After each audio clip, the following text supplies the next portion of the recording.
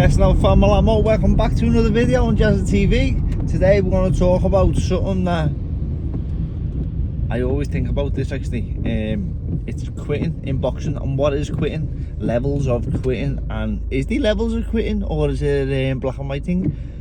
Once you quit, you quit. And a lot of fighters say, people say, don't they, once you quit you can never go back. You can once you use the back door, you'll always know where it is. You can't ungo out the back door so to speak. So yeah, that's what we're going to talk about today. And the topic that most recently we seen Sonny Edwards fighting on the weekend. Now I seen somebody messaging on social media saying something along the lines of he quit because they seen him saying in the corner, I don't want to be here. And watching that scene on social media, I didn't watch the fight but watched it on social media, and it was tough, very tough to see.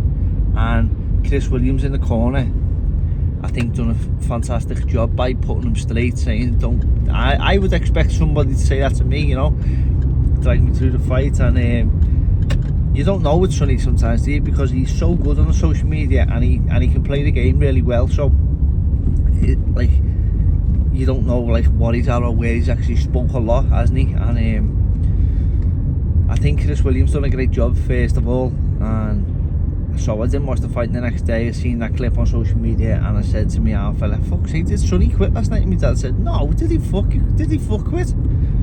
He was just having an horrendous night and didn't want to be there." And I thought, oh, thank God, he fucking hell saved his own image. But that is the sort of thing, isn't it? When what we have in boxing, it's an unforgivable thing if somebody takes the back door. And I seen other fighters who were ex-fighters, and they talk about, no, once the passion's gone, you can't get it back. Maybe some fighters do take themselves away from the sport and have a little recoup and a little regathering. I always said I'll never do that, because I think once I'm done, I'm done. But I've been fighting for a long time as a professional. I still don't have the desire to call it a day, you know. And I would never say about a fighter like Sonny Edwards, no, come on, you should be fucking carrying on, you shouldn't be in there then, someone else's opportunity could be there and all that. He's learned how to play the game. He generated his own opportunities, and he was in that position because of him. That weren't people trying to get to the top of the pile, and he's getting a shot over him. He was the opportunity in that situation. So congratulations to young Yafai, by the way. And yeah, congratulations to Sonny on a fantastic career. I hope that he doesn't fight again if that's the case, because I think that with boxing there's no I'll take a back seat and I'll have one foot out of retirement and I'll keep my eye in. I think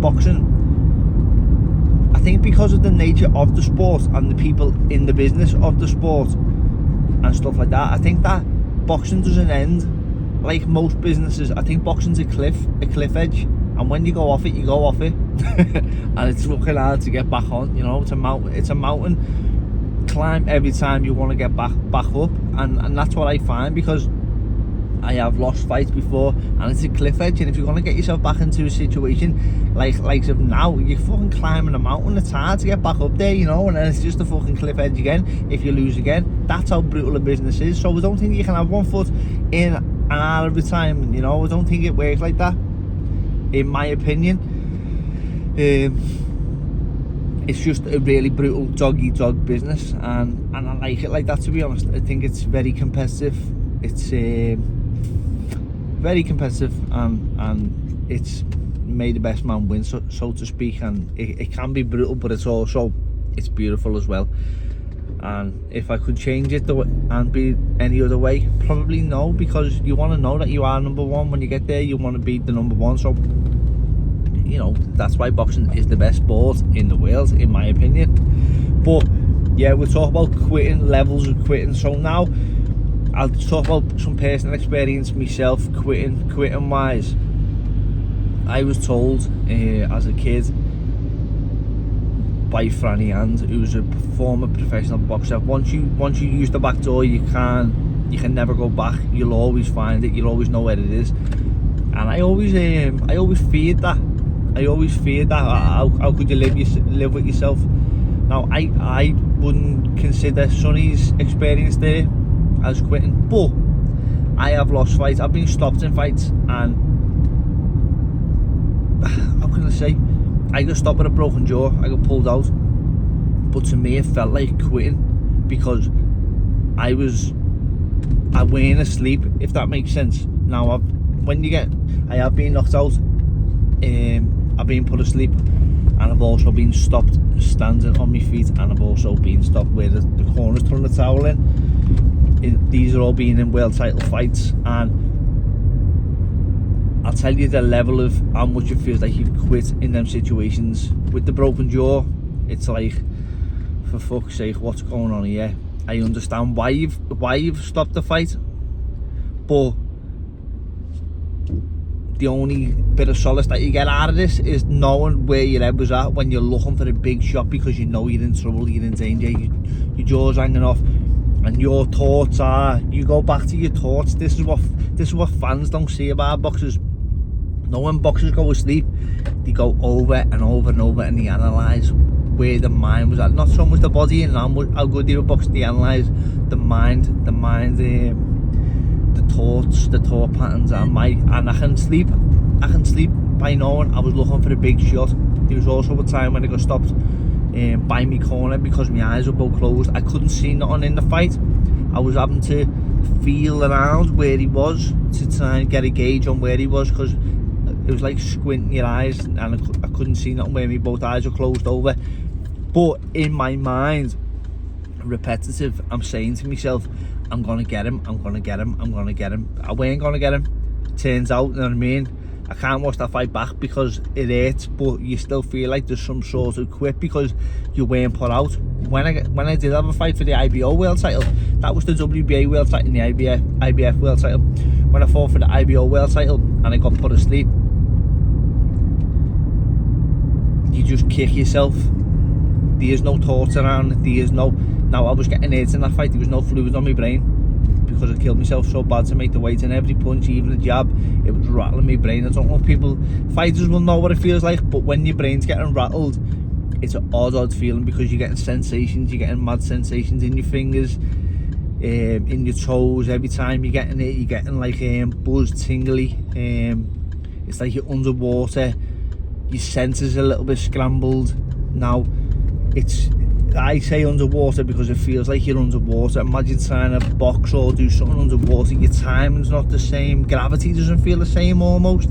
It's hard to explain this one, but yeah, that one, in that situation, you just got to put your hands up and say it was what it was. I look forward to the rematch in that case. That's how it feels. So yeah, it's devastating. Now, as a fighter, I did feel like there's some sort of, like, you do question yourself. And no one ever quit in them situations, but you do question yourself. Now, in Sonny's situation there, he's saying, I don't want to be in here, but he's fighting until he gets stopped. Now, I think that's not quitting at all for me. I would hate to be given at the beginning and say, yeah, you quit, and then I find myself one day in time to come where I've lost the passion for it. What Sonny's gone through there is like, the game's over. It's like, I can't keep going over old ground. I'm not gonna keep risking my health. I'm not gonna keep risking my life, let's be honest. Every time I get in this ring for people to screaming for my blood, so to speak. So in that situation, I can see why he's just gone, fuck it, you know what I mean? It's over. It's the end of my kidding, so to speak. So I do, like I just said this before, but I can't say enough. This fella coming to boxing, and he changed flyweight boxing, in my opinion.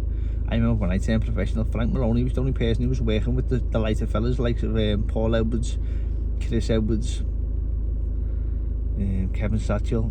There's like not many promoters were working with the little fellas because they weren't generating money as Sonny played the game well. So anyway, Sonny aside, well done Sonny on a great career, and well done to Chris for doing your job in the corner. But also, what would I consider quitting? Because we need to get the lines. The lines are blurred, aren't they? Because I'm sitting at home and I can look on the telly what people, or on social media, what people are saying. He's a shithouse, he's a quitter.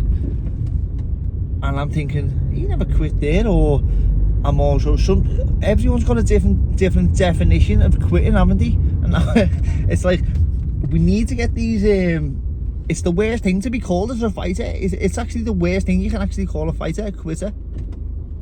And there's no coming back from it. So what's the lines? What is a quitter? What do you think is a quitter? What's your definition of somebody quitting? Now, I think it's a mental thing. When your thoughts start deceiving you as a fighter, and you don't want to win anymore. That's, for me, that's quitting. You don't want to win anymore.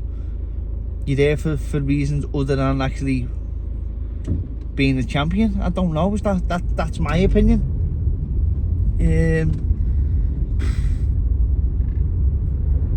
What would you class as quitting? You know, I would definitely class Roberto Duran, no mas. Now, Roberto Duran's got his own story, hasn't he? He talks about how he was getting fucked over in the background, and he had to lose loads of weight, and he was knackered, and by the time that famous no mas shout came, he was just done, and he said, you know what, I've got nothing to prove to anyone no more, and turns his back. Is that quitting to me? Yeah, that's quitting to me. Goes against the integrity of the sport.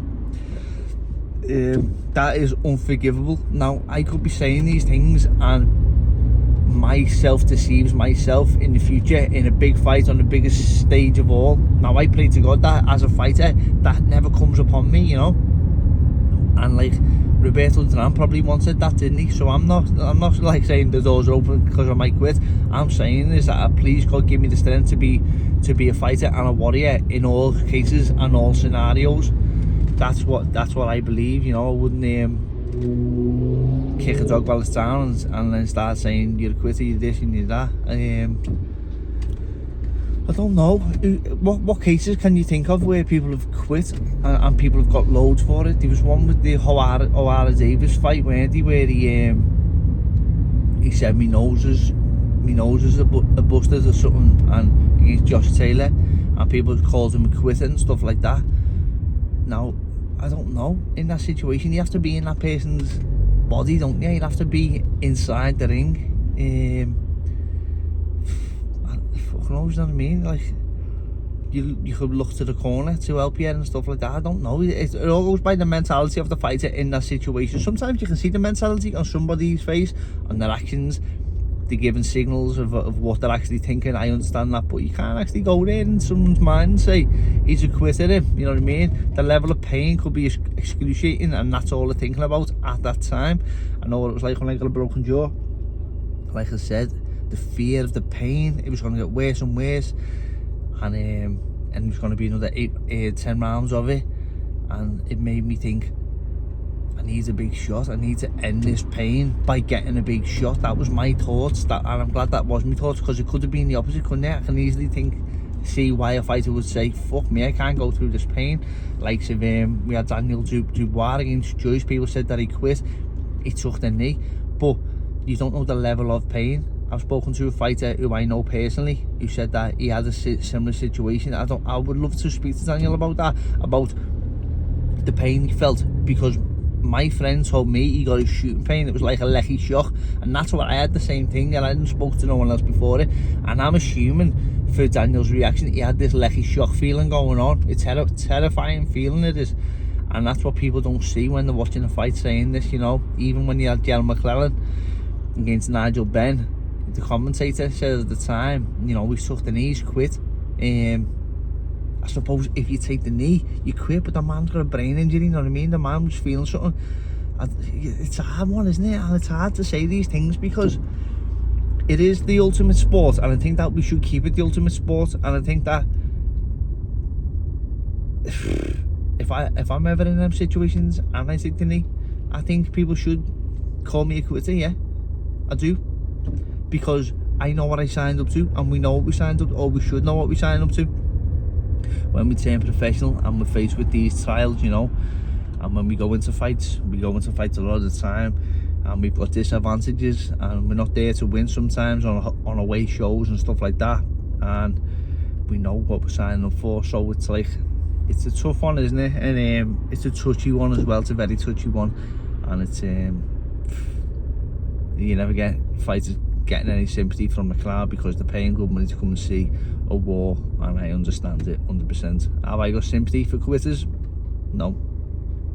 I hate it, I despise it, and that's why I don't like to see the YouTube fighting, because these people haven't built that resistance and their tolerance for pain all over these years, where there's young fighters have been going through it, and building a level of tolerance up to being the greatest sport of all, and now these walking into boxing, and they're making a mockery of the sport, and I'm just scared that they're going to water down the real version of boxing, where you need all these attributes, and what we think now it's more important to just be famous, and that's what's going to get you these opportunities, because that's where the money's at. So I don't know, let me know what you think in the comments. I know it's a little bit of a tricky one. I hope I haven't upset anyone. I hope and more importantly, well, if I have upset anyone by telling the truth, so be it. But if I've upset anyone by saying the wrong thing, I do apologise. Really do sincerely apologise about that. It's just how I perceived it, as the boxing fans do when they're watching our sport. So yeah, please like, subscribe, and leave a comment. You have a lovely day, Family Ammo.